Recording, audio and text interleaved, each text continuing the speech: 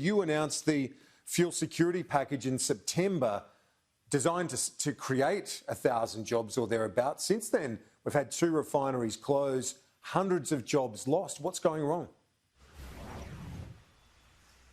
Well, the focus is on fuel security. Can I say, though, Kieran, it is very disappointing to see those jobs lost down in Melbourne. Obviously, that is not great for those individual workers and their families, and I very much feel for them. Our focus is on fuel security, and I can assure everybody out there that this is not threatening our fuel security. The package we announced before Christmas had a range of different measures.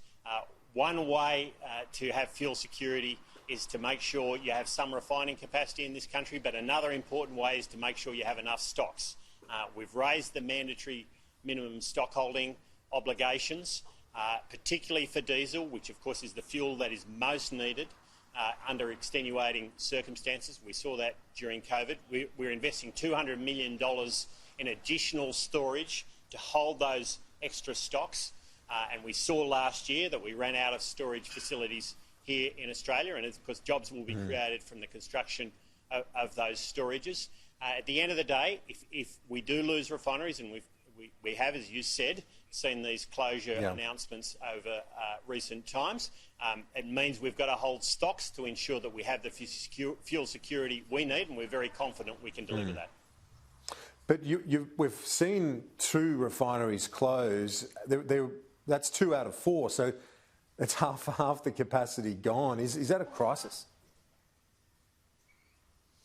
Well, I mean, we've seen refineries closing for a long time. We saw 2 refineries close in the final year of the Labor government back in 2012.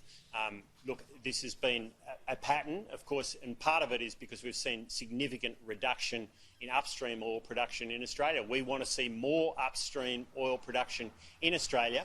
It's not going to come from Bass Strait, where it's been running down, but it can come from the Northern Territory, and that's why we're investing significantly in oil and gas developments and exploration up in the Northern Territory, working very collaboratively with the Northern Territory government. That's where the upside comes from. We'll keep working on that. But alongside that, we've got to make sure we have enough stocks. And I think the important point to make here, Kieran, is that by holding extra stocks, we can put ourselves in a position where we can keep this country's security situation where it needs to be. And are you looking at co-investing in refineries? Well, look, we've made it very clear to the refineries that we'll provide a production payment to recognise the role they play in the fuel security of this country. We're obviously talking very closely with Ampol as well as Viva down in Victoria as we work through the details of that package. But it does recognise that there is a role for refineries to play in fuel security, but in the absence of as much refining capacity as we would like, we've got to hold extra stocks, and that is part of the package we announced last year. So, look, we're making sure that this package works for fuel security under all possible contingencies. That's the purpose of the package. And it's to ensure that Australia continues to enjoy that fuel security we've had for many, many decades, Kieran. We've done very, very well on this front. We've got to be vigilant. There's always risks, and we're managing those risks very closely. But in terms of, energy sovereignty, I want to put this stat to you. Morgan Stanley is forecasting electric vehicles will account for about almost 1/3 of global car sales by 2030. Why don't you look at tax incentives for that? Because most other developed nations do that sort of thing. Why doesn't the Morrison government look at tax incentives? It just seems a bit of low-hanging fruit. Well, because it's not value for money, Kieran. I mean, we look at everything, as a good Liberal National government does, in terms of where the government invests in terms of value for money. And it's a very simple calculation when it comes to emissions reduction. We use the Emissions Reduction Fund to find low-cost opportunities to reduce emissions. Now, the fact of the matter is, right now, to subsidise electric vehicles would be extremely expensive in terms of the carbon emissions reduction you would get, almost $750 per tonne of carbon. Now, that's very expensive. When we can reduce emissions, we know through what's happening in the Emissions Reduction Fund for $16 a tonne. So we look for value for money. Now, when you look at new vehicle technologies, we're seeing dramatic reductions in the costs over time, and it's the improvement in cost that will drive the uptake of hybrid vehicles and electric vehicles. We saw a doubling of hybrid vehicle consumption or purchase in the last 12 months because the costs are coming down. We're seeing, similarly, electric vehicle costs starting to come down. They'll come down a lot more in the future, but the hard work is happening.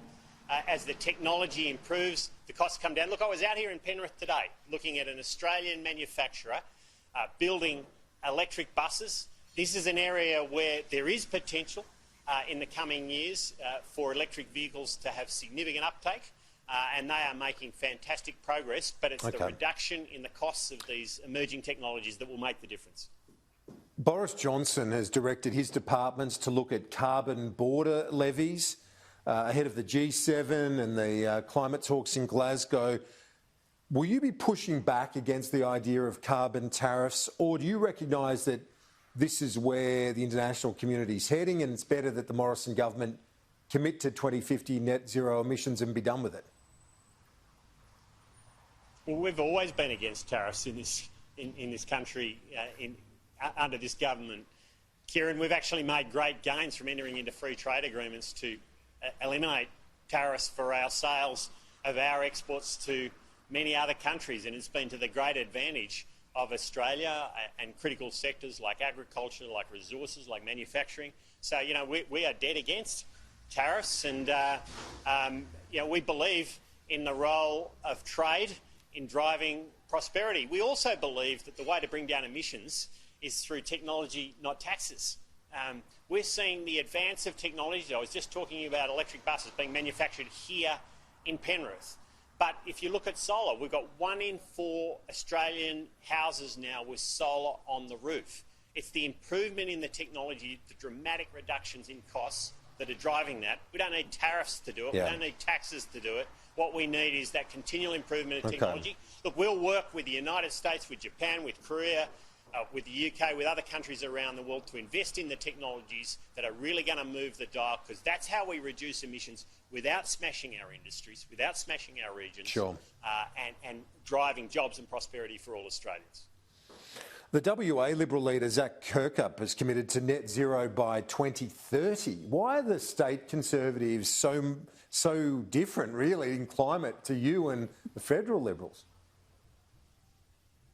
Well, that's a question for them, not for me. But I mean, the important point here is that it's the technology improvements that will naturally drive these emission reductions, and we as government need to support those technology improvements to make sure they're happening, to make sure those new technologies are brought into our systems seamlessly and effectively. We're seeing, as I said, with household solar as the example I gave a moment ago. Here I am in Penrith today, and we're seeing enormous gains in energy efficiency. We've just announced a program to support small to medium-sized hotels for up to $25,000 to drive energy efficiencies. Now, we know a big part of how we've achieved our Kyoto targets and will achieve our Paris targets is through energy efficiency, through the deployment of technologies to reduce the energy that's being used by refrigerators, by air conditioners. This is how you do it, Kieran. This is how it's done, not by closing coal-fired power stations prematurely. It's by getting on and deploying those technologies in sensible, commercial ways that business people understand, that's good for households, that's good for workers, that's good for small businesses. Just finally, before I let you go, interesting initiative on the pubs, by the way, with, I guess they can buy fridges and that sort of thing to make it more energy efficient. But what about some of your colleagues who don't really buy any of this stuff, like Canavan, Barnaby Joyce and so on? They're threatening to cross the floor if the government sets a target. Well, hang on, Kieran. Let me pull you up there. I think you'll find that Matt Canavan and Barnaby Joyce strongly support our small hotels across this country. Absolutely. No, the climate response. They support them. They all know that energy costs have been a major issue for them. They all know that they've done it tough through the last 12 months, particularly tough. Canavan says he's going to cross the floor if you set a target. Well, I don't think he's crossing the floor over us supporting small businesses to bring down their energy bills, Kieran. And this is the point I'm making to you. We take a pragmatic approach to how we go about bringing down emissions and making sure that we're bringing down energy bills at the same time. And it works. We've smashed our Kyoto targets. Lots of people out there in the commentary said we're never going to get there. We'll never get our 2020 targets. We beat them by 459 million tonnes, having got rid of the carbon tax, Kieran.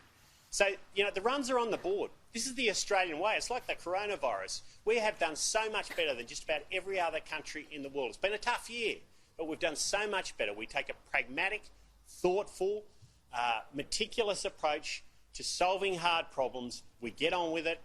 That's good for business. It's good for households. It's good for industry. And I know that's exactly what our party rooms strongly support.